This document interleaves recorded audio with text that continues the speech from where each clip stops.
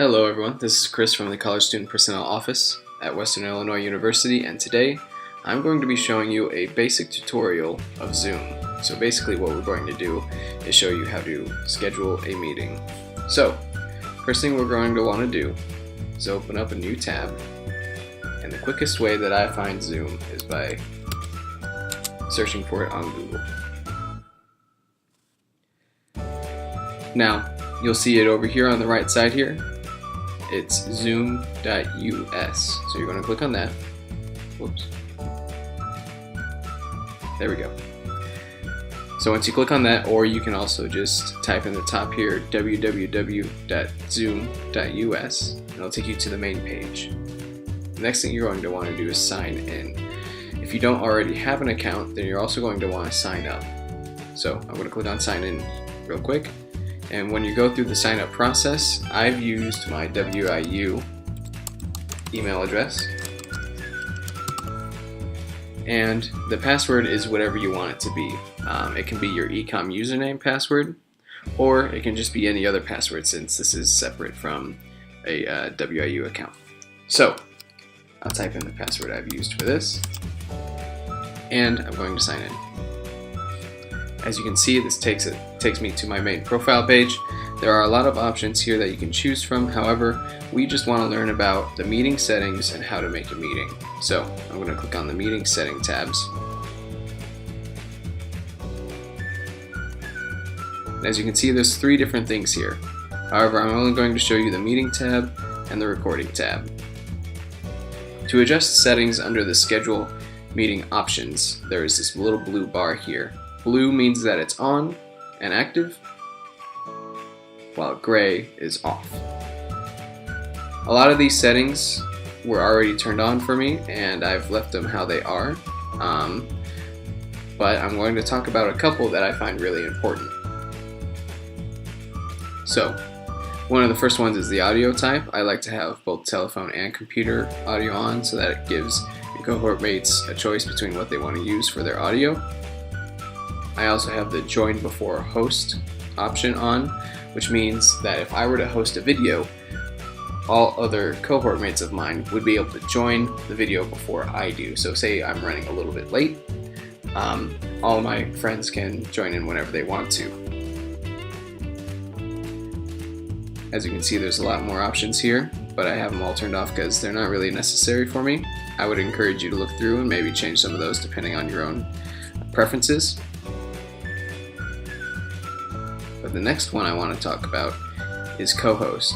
As you can see, co-host here, it allows other participants in the meeting to have the same options that a host does during the meeting. I find this very important just in case that, say, I forget how to do something, someone else may be able to step in and help me out. And as you can see, there's other options here. There are breakout rooms that you can do so that you can split. Say there's a lot of participants in the meeting, you can break out into smaller sessions for smaller group discussions. I think that's really cool. There's also screen sharing so that you can share your personal screen with everyone there. Say you found an important article throughout the meeting, you can bring it up and show it to everyone.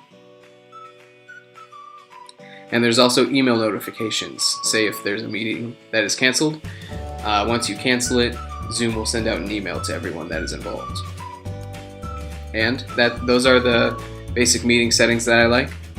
On this tab, if we scroll all the way back up here, there's one more tab I wanted to talk about, and that's recording.